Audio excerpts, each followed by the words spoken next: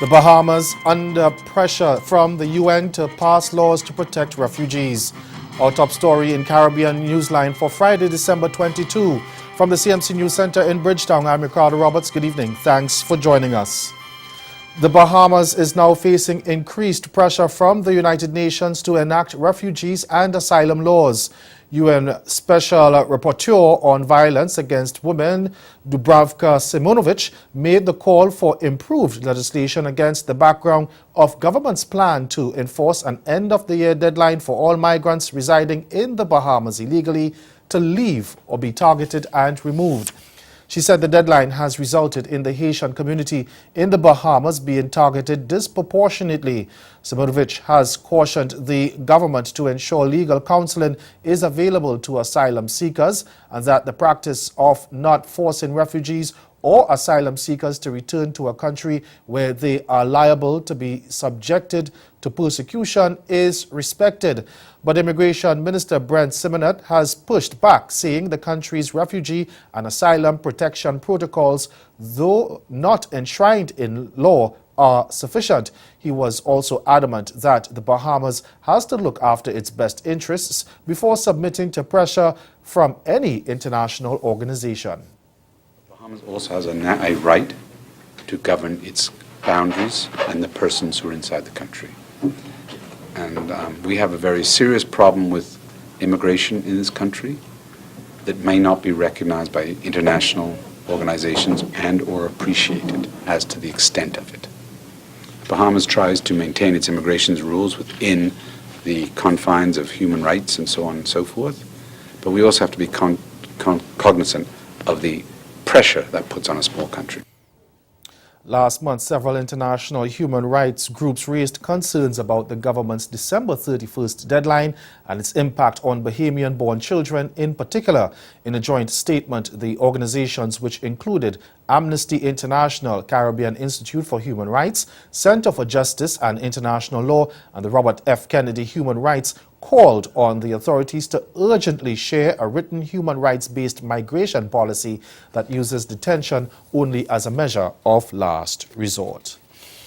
The University of the West Indies, UWI, has criticized the European Union for its decision to label 4 CARICOM countries as tax havens. And the head of the regional tertiary institution has warned that blacklisting Barbados, Grenada, St. Lucia, and Trinidad and Tobago could have deleterious effect on their economies. UWI Vice-Chancellor Sir Hilary Beckles charged on Thursday that the latest decision by the EU is based on, quote, new unilaterally determined and unclear criteria that differ significantly from the cultural or currently accepted international standards of tax transparency, anti-money laundering, and accountability, end quote.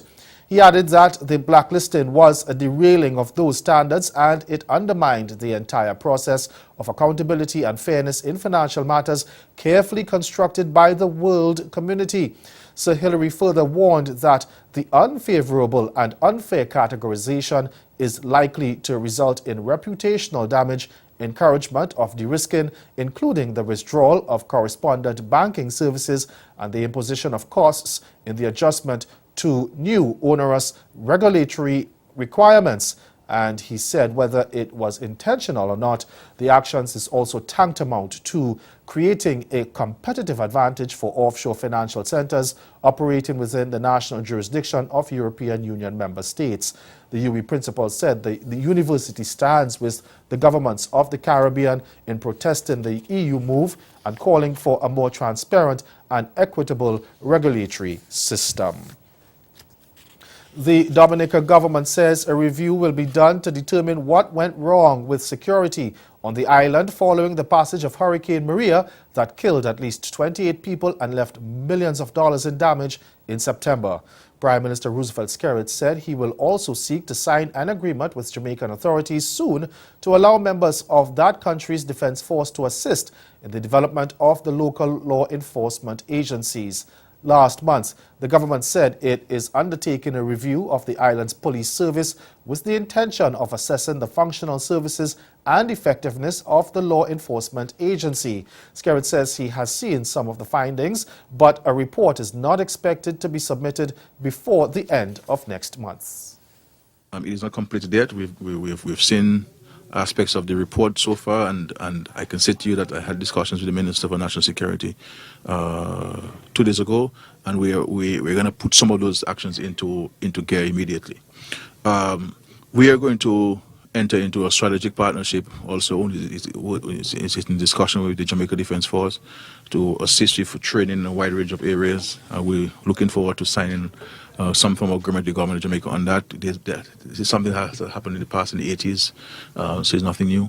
And then also, critically, we are going to have some kind of review as to what went wrong on September 19th.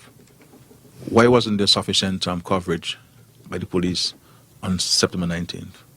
And to ensure that, one, we can know what went wrong, if anything, and what needs to be done to avoid some of that happening in the future. Skerrit told radio listeners that he could not give a commitment that his administration would implement all the recommendations from the review that is being undertaken by a team led by Colonel Jamie Ogilvie, of the Jamaica Defense Force. But he said that those practical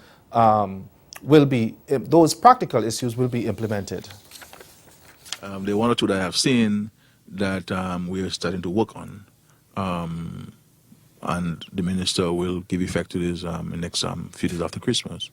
But the idea is to ensure that we can provide what needs to be provided to address the situation in the country. The private sector organization of Jamaica, the PSOJ, is worried about increasing crime in the country, particularly murders in recent months.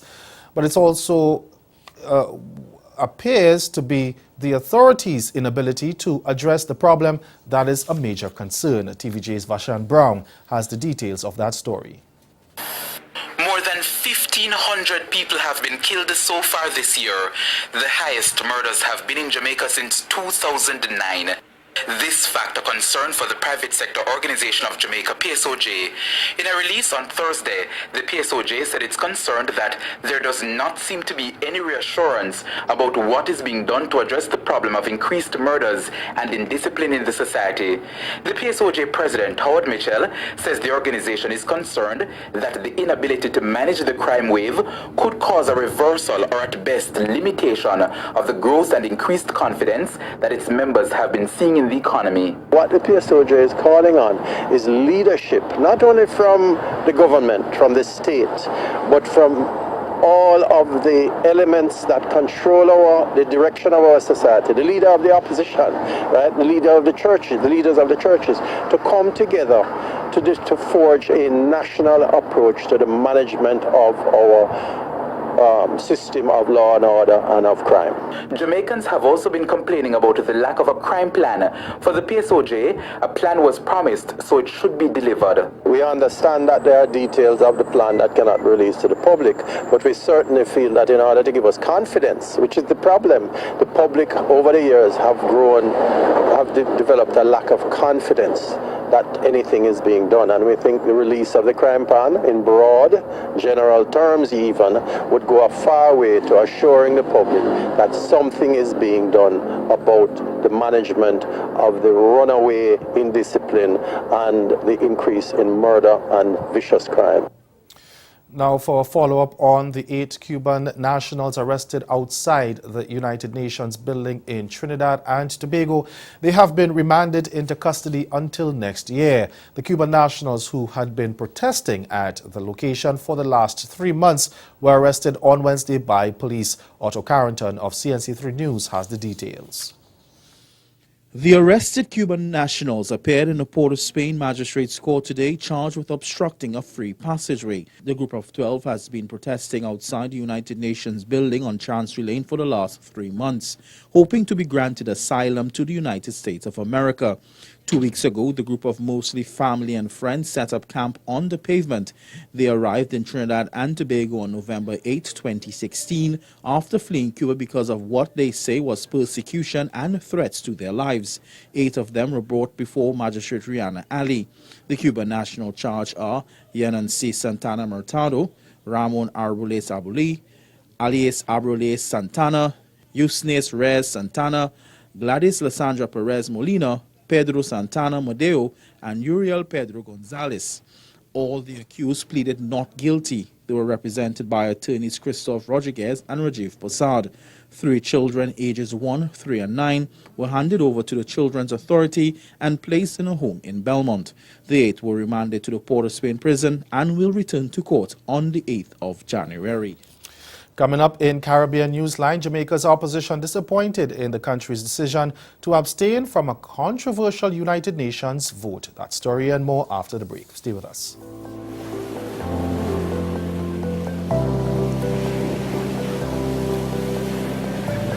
Come, sail with us through our ocean blues, where there's a blessed land that's waiting for you. Shh, look, listen, feel. Realize your dream escape that's magically surreal. The best kept secret, a place you'll never forget, where adventure beckons with every gentle footstep.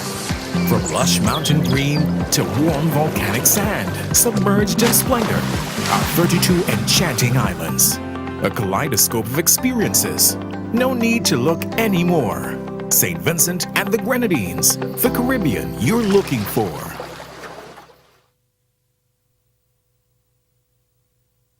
Did you know that a strategy has been developed to help improve the region's education and human resources? You didn't? Well, the HID strategy, as it is called, will guide CARICOM in how it delivers quality education and training to the people of the region. The strategy has been crafted by a group of experts called the HRD Commission. Consultations have been done across the region to get your input. Do you know that none of us will be left behind? The HRD strategy is important to all of us, students, parents, and employers. It will prepare the region, especially the youth, for the 21st century economy and society. The HRD strategy, unlocking Caribbean human potential.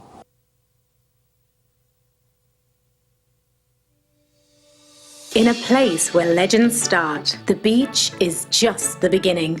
So live a little for the exhilaration and the color of every moment, where time is and life is a spirited event. Immerse yourself in the culture, the music, the people, the island. Love Antigua and Barbuda. Embrace an experience that leaves you breathless, from cricket to sailing week to carnival and more. Antigua and Barbuda, the beach is just the beginning.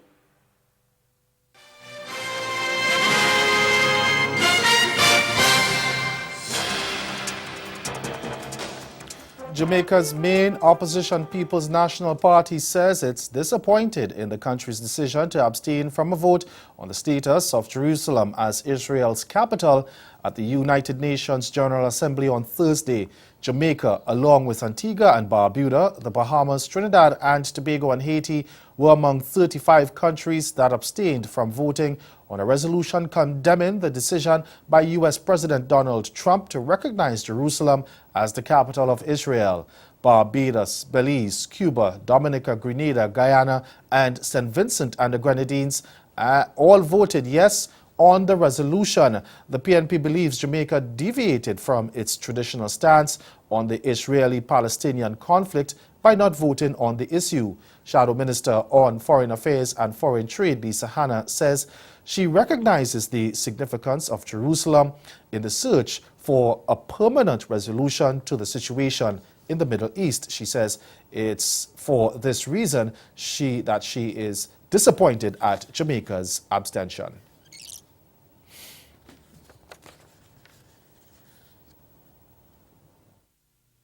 We would love to see a statement come from CARICOM on the matter, because this affects all of us. And certainly moving forward, if it is that we are going to move as a body, we need to understand what went into the thinking, because one of the things that concerns us as the opposition is that Jamaica abstained without explanation. There were other countries that explained why they abstained. We're not seeing why Jamaica abstained, because the United Nations actually allows you in abstention to say why you're doing it. It's a tricky time, and tricky in the sense that many countries, as you rightly said before, and one could make the presumption that they abstained because of the United States. One could make that allegation.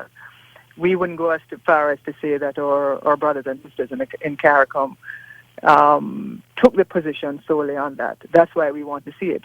That's why we want to hear from them. Noting that some CARICOM countries voted for the resolution, Hannah says the regional grouping must issue a statement outlining its position on the vote. Meanwhile, St. Vincent and the Grenadines Prime Minister Dr. Ralph Gonsalves has explained why his country voted in favor of the resolution. He says it was not a vote against the United States, but a vote on a principle of law. Gonsalves said his government disagrees with the American position on Jerusalem and its approach. We respect their internal processes, and they will respect ours, because we are friends. But friends can disagree on certain matters, and we disagree with the current U.S. administration on the substance of the issue in relation to Jerusalem, and also the approach. And we have said that with openness and with honesty and with absolutely no hostility. But it's not because we vote on this issue as a matter of principle of international law and the circumstances of Jerusalem that you should interpret it as a vote against anybody, against the United States of America. Because, as I repeat, many very staunch allies of the USA have voted yes on this resolution. 4 gay couples planning to marry at sea on Bermuda-registered ships will be able to tie the knot after all, despite government's push to end same-sex marriage. 2 of the ceremonies are due to take place this month, and the other 2 are set for January. Parliament last week approved legislation to replace gay marriages, which had been given the green light by a landmark Supreme Court ruling in May, with domestic partnerships that offer more legal rights. But marriage bans have already been posted by the Registrar General for 4 unions at sea, and a Ministry of Home Affairs spokeswoman confirmed that they can go on. She said the Registrar General would still accept applications for the posting of same-sex marriage bans until the law takes effect. Governor John Ranking is yet to give assent to the bill and make it law. And ahead in Newsline Sport, West Indies' Stefanie Taylor named captain of the ICC Women's T20 Team of the Year. Stay with us. Sport is next.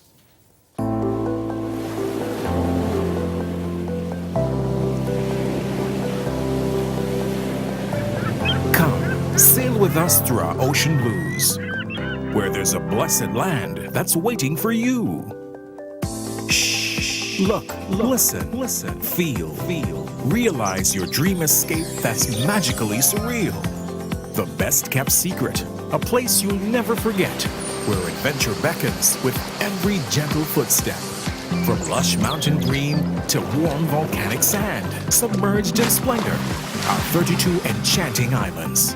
A kaleidoscope of experiences. No need to look anymore. St. Vincent and the Grenadines, the Caribbean you're looking for.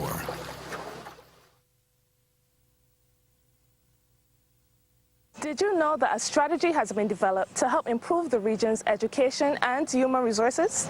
You didn't? Well, the HID strategy, as it is called, but guide CARICOM in how it delivers quality education and training to the people of the region. The strategy has been crafted by a group of experts called the HRD Commission. Consultations have been done across the region to get your input. Do you know that none of us will be left behind?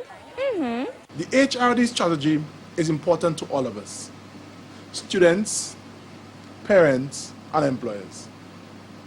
It will prepare the region, especially the youth, for the 21st century economy and society.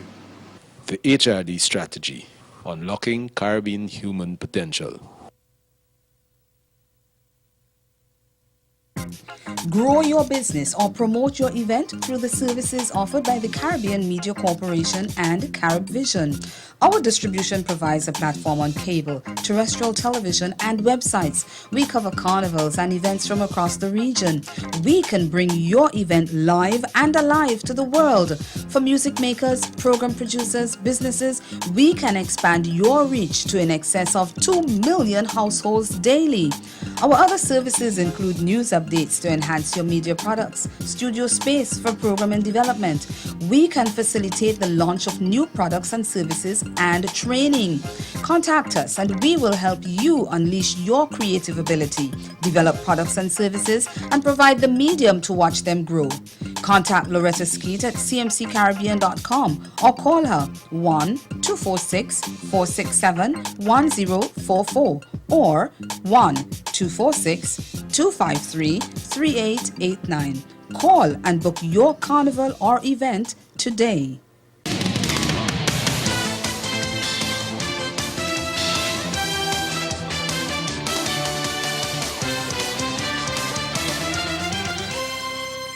West Indies women captain Stephanie Taylor has been named captain of the ICC Women's T20 Team of the Year. The 26-year-old was one of 3 West Indies players in the squad, with the flamboyant Deandra Dottin and teenaged opener Hayley Matthews also making the 11. Jamaican Taylor is one of the premier batsmen in the world's women's game. She has scored just over 4,000 runs in 108 one-day internationals, where she averages 43. She averages 37 from her 80 T20Is that have yielded 2,474 runs. In the period under consideration, Taylor scored 266 runs at an average of 53 and currently tops the ICC T20 batting rankings. Dottin, meanwhile, has stood out once again with her powerful middle order hitting with a brilliant 100 against Sri Lanka women last year. She's now the only woman with 2 T20 hundreds following her exploits during the 2010 T20 World Cup in the Caribbean. And T20 specialist Dwayne Bravo has credited the recent inaugural T10 League in Sharjah for sharpening his skills with the ball and believes he will bring that improvement to bear on the ongoing Big Bash League. The discarded West Indies all-rounder picked up the second 5-wicket haul of his T20 career as Melbourne Renegades beat Hobart Hurricanes by 7 wickets at the Bellerive Oval on Thursday. Now, Bravo told Channel 10 of his outing in the T10 League, quote, "It's really to test your skills. For me, I used it as a preparation to challenge myself. Some of the better players in the world were playing in that tournament at a very small ground. So basically, I had to get my variations and my Yorkers right. It gives me confidence coming into this game," end quote. Trinidadian Bravo was limited to just 2 matches in the Big Bash after sustaining a hamstring injury a couple of days before New Year's Day and being forced to undergo surgery. Thursday's 5-wicket haul saw Bravo become the first bowler to reach 400 wickets in T20s. And West Indies players Shimron Hetmyer and Shermaine Campbell were awarded Cricketers of the Year at a recent awards ceremony in Guyana. Isan Griffith of Capital News tells us more. Shimron Hetmyer and Shermaine Campbell were named Male and Female Cricketers of the Year when the Ghana Cricket Board held its annual award ceremony last evening at the Umaniano. Hetmyer is one of the leading young cricketers locally and regionally, while Campbell plays for the West Indies female team. The award ceremony was attended by President of the West Indies Cricket Board, Dave Cameron, who urged the cricketers to continue to be good ambassadors. To celebrate with you the individual successes and that of the GCB and the Guyana franchise, while reflecting on our own role and purpose in uniting this beautiful, rich, historic, and passionate civilization. What will be our cause in uniting these islands? Once you take the lead, we will support you. And I leave you with a quote. Realize that if you have time to whine and complain about something, then you have time to do something about it. A. D'Angelo. Special contributions, congratulations to the awardees tonight, and I feel like you all are winners. Minister of Social Cohesion with responsibility for culture, youth and sports, Dr. George Norton, reaffirms government support towards cricket. If there's anything that I can do, and I hope that I'm allowed to, I'm longing for those days to come back. I want to congratulate the awardees, especially the younger ones, who in spite of the limitations and the barriers and the challenges, you have succeeded to some extent. But I want to remind you that this is not the end of the road. As a matter of fact, it might be the beginning. However,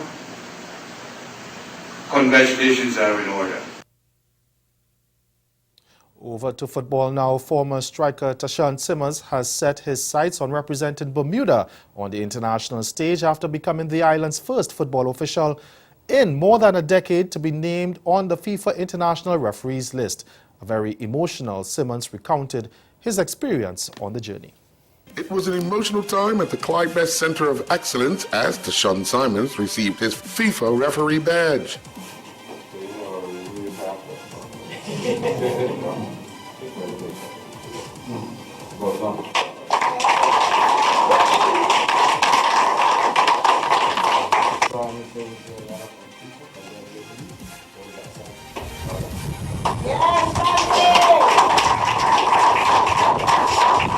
Simons took the time to thank those who have helped him along the way. First of all, I would just like to say thank you to everyone who helped me.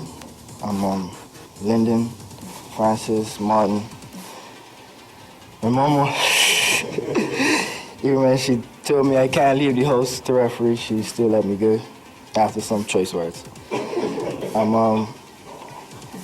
Also my partner in crime, Antoine, he pushed me physically.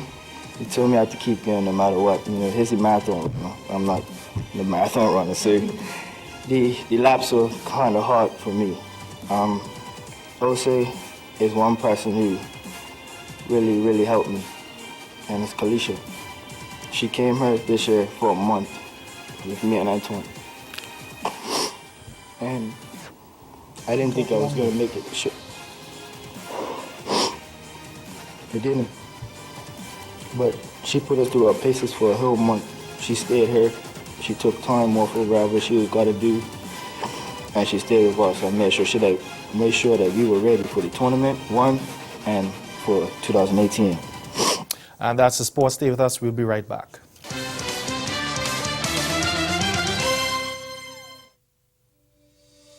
In a place where legends start, the beach is just the beginning.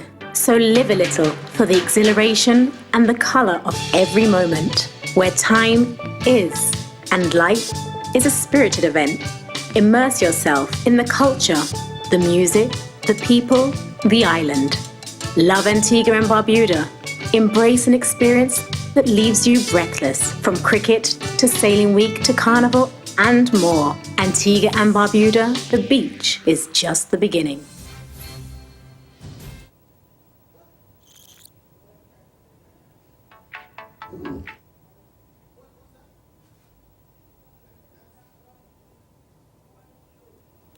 Again, the major developments of this day: the Bahamas under pressure from the UN to pass laws to protect refugees. And in sport, West Indies' Stefani Taylor named captain of the ICC Women's T20 Team of the Year. That's Caribbean Newsline. For news and sports round the clock, log on to CanadaNews.com. From all of us, the management, staff and the technical crew, we want to wish you a Merry Christmas and a Happy New Year. God bless you. Good night.